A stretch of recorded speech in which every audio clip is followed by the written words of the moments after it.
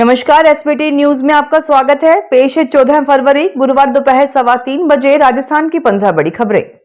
सबसे पहले एक नजर डालते हैं आज की हेडलाइंस पर। अडानी मुद्दे पर मोदी ने अमेरिका से कहा, यह निजी मामला। लेट लतीफ और बिना अनुमति एब्सेंट रहने वाले सरकारी कर्मचारियों की अब खैर नहीं। गांव की सरकार चलाने में मध्य प्रदेश 12वें नंबर पर, राजस्थान 7वें पायदान पर पहुंचा। चैंपियंस ट्रॉफी की प्राइज मनी 2 गुना से ज्यादा बढ़ी। सीबीएसई 10वीं और 12वीं की परीक्षाएं कल से। और अब खबरें विस्तार से सुनिए। लोकसभा में नेता प्रतिपक्ष राहुल गांधी ने एक बार फिर अडानी मुद्दे पर मोदी को घेरा। राहुल ने शुक्रवार को सोशल मीडिया पर लिखा कि अडानी मामले पर पीएम से देश में सवाल पूछो तो वे चुप्पी साध लेते हैं। जब विदेश में सवाल किया गया तो इसे निजी मामला बताया। दरअसल पीएम मोदी से अमेरिका दौरे पर पत्रकारों ने सवाल पूछा था कि क्या राष्ट्रपति ट्रंप के साथ मीटिंग में गौतम अडानी के केस पर कोई चर्चा हुई।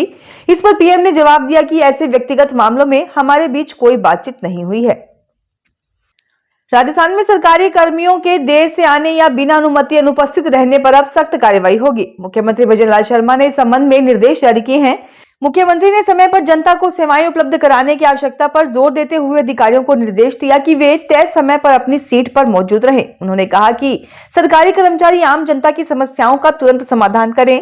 सरकार के प्रशासनिक सुधार और समन्वय विभाग ने विभिन्न कार्यालयों की जांच और फीडबैक लेने के लिए टीमें तैनात की हैं।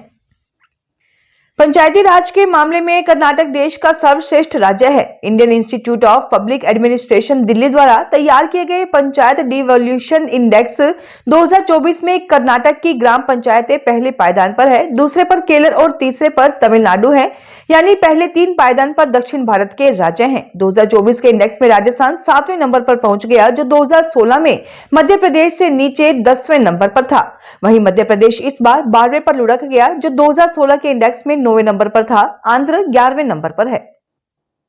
इंटरनेशनल क्रिकेट काउंसिल ने शुक्रवार को चैंपियंस ट्रॉफी 2025 के लिए प्राइज मनी की घोषणा की है। पाकिस्तान में चैंपियंस ट्रॉफी 19 फरवरी से शुरू होने जा रही है। इसमें 8 देश हिस्सा लेंगे।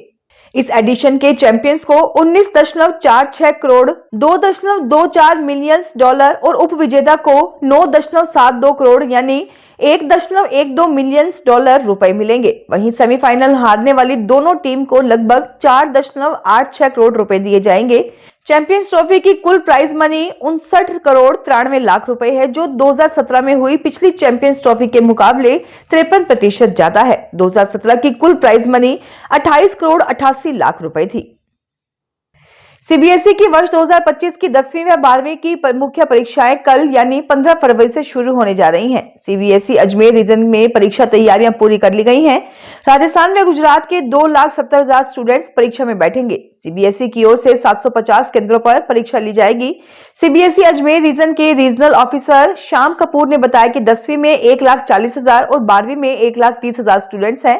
परीक्षार्थियों के प्रवेश पत्र जारी किए जा चुके हैं। सीबीएसई की ओर से जारी दिशा निर्देशों के अनुसार परीक्षा केंद्र पर स्टूडेंट्स को सुबह 10 बजे तक ही प्रवेश दिया जाएगा। परीक्षा सुबह 10:30 बजे शुरू हो जाएगी।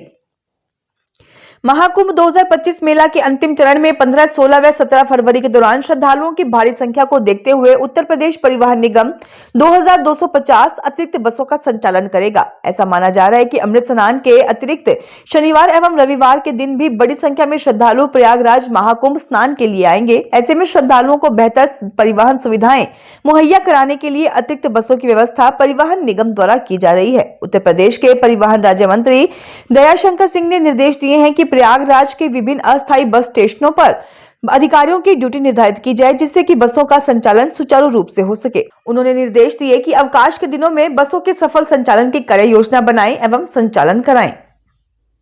राजस्थान रोडवेज में परिचालकों की कमी दूर करने के लिए अब लाइसेंसधारी सिविल डिफेंस के युवाओं की सेवाएं परिचालक पद पर ली जाएगी। राजस्थान रोडवेज निगम के प्रबंध निदेशक पुरुषोत्तम शर्मा ने एक आदेश जारी कर इनकी सेवाएं लेने के लिए कहा है। सीएमडी ने जारी किए आदेश में झालावाड़, कोटा, भरतपुर, अजमेर, बीकानेर, झुंझुनू, राजसमंद आदि जिलों के डिपो में परिचालकों के पद पर सिविल डिफेंस की सेवाएं लेने के निर्देश चीफ मैनेजरों को दिए। स्वयंसेवकों को 35,000 रुपए की अमानता राशि जमा करवानी होगी।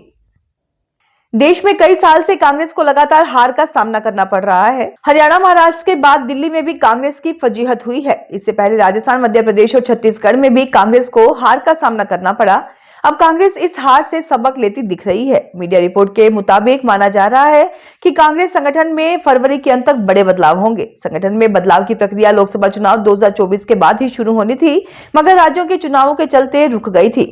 मीडिया रिपोर्ट्स की माने तो संगठन में बदलाव को लेकर राहुल गांधी और पार्टी अध्यक्ष मल्लिकार्जुन खड़गे की कई दौर की बैठक हो चुकी है। टाटा समूह के अध्यक्ष नटराजन चंद्रशेखरन को नाइटहुड की उपाधि दी गई है। ये इंग्लैंड का सर्वोच्च नागरिक सम्मान है। ये सम्मान भारत और यूके के व्यापार संबंधों में उनके योगदान के लिए दिया गया है।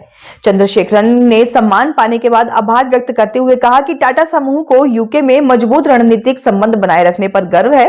चंद्रशेखरन फिलहाल टाटा सन्स के अध्यक्ष के साथ Tata Motors, Tata steel, Tata power और टीसीएस जैसी कंपनियों के बोर्ड के अध्यक्ष भी हैं। जयपुर में इंडियन प्रीमियर लीग के मुकाबले शुरू होने से पहले ही सियासी घमासान शुरू हो गया है। राजस्थान क्रिकेट एसोसिएशन की एडॉक कमेटी ने खेल परिषद से इंडियन प्रीमियर लीग के मुकाबला कराने के लिए सवाई मानसिंह स्टेडियम को किराए पर मांगा है। एडॉक कमेटी के संयोजक जयदीप बिहानी ने कहा कि भारतीय क्रिकेट कंट्रोल बोर्ड ने हमें इंडियन प्रीमियर लीग के मुकाबले आयोजित करने की जिम्मेदारी दी है। ऐसे में अगर 15 फरवरी तक ऐसा नहीं किया गया तो 16 फरवरी को मुख्यमंत्री भजनलाल शर्मा से मिल इस मुद्दे पर बात करूंगा। दरअसल बिहानी ने खेल विभाग के सचिव नीरज कुमार पवन को 10 फरवरी को लेटर लिखा है। राजस्थान सरकार ने पेपर लीक जैसे मामले रोकने और भर्ती परीक्षाओं की मॉनिटरिंग आसान करने के लिए समान पात्रता परीक्षा सीईटी का प्रावधान लागू किया था, लेकिन इस बार सीईटी 2024 की स्नातक में 11,64,000 अभ्यर्थियों में से 8,78,000 अभ्यर्थियों ने पात्रता प्राप्त कर ली है। इतनी बड़ी संख्या में अभ्यर्थियों के पात्रता प्राप्त करने से इसके आयोजन के उद्देश्य पर ही सवाल खड़ा हो गया है। अब सीईटी सीनियर सेकेंडरी का रिजल्ट आने के बाद भी इसी तरह की स्थिति रहने के आसार हैं। इसको देखते हुए एक बार फिर से सीईटी के पात्रता नियमों में बदलाव की कवायद प्रारंभ हो गई है।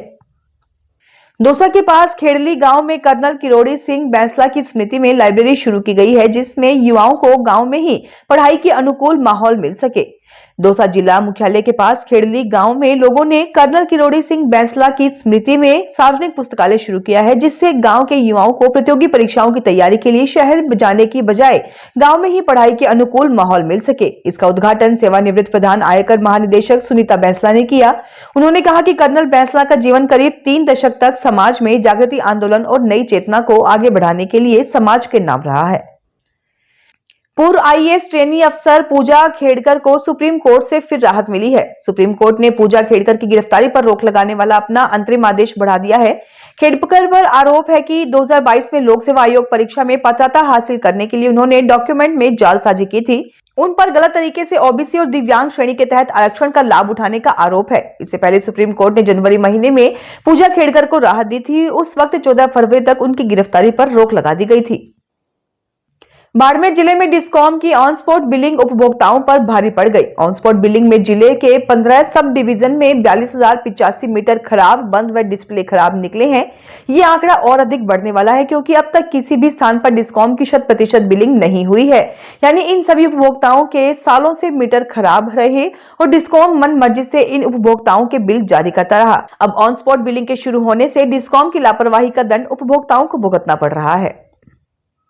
राजस्थान सरकार ने सभी जिलों में पंच गौरव कार्यक्रम शुरू किया है, जिसके तहत हर जिले में एक उपज, वानस्पतिक प्रजाति, उत्पाद, पर्यटन स्थल एवं खेल पर विशेष ध्यान केंद्रित किया जाएगा। जिसके तहत जिला प्रशासन ने भरतपुर में कदम, कुश्ती, केवला देवघना, शहद और सरसों तेल को शामिल किया है, क्योंकि ये सभी भरतपुर की पहचान भी है। सभी 5 सेक्टर में करीब 1 करोड़ रुपए के विकास कार्य होंगे। इस संबंध में गत दिवस जिला कलेक्टर की अध्यक्षता में हुई बैठक में प्रस्ताव बनाए गए तथा संबंधित विभागों के अधिकारियों को नोडल अधिकारी नियुक्त किया गया है। मॉनिटरिंग के लिए जिला स्तर पर कमेटी बनाई गई है। फिलहाल इस बुलेटिन में इतना ही। फिर हाजिर होंगे और बड़ी खबरों के साथ। अगर आप भी अपने आसपास की छोटी बड़ी और महत्वपूर्ण खबरों से अपडेट रहना चाहते हैं तो सब्सक्राइब कीजिए हमारे चैनल एसपीटी न्यूज को और प्रेस कीजिए बेल आइकन पर।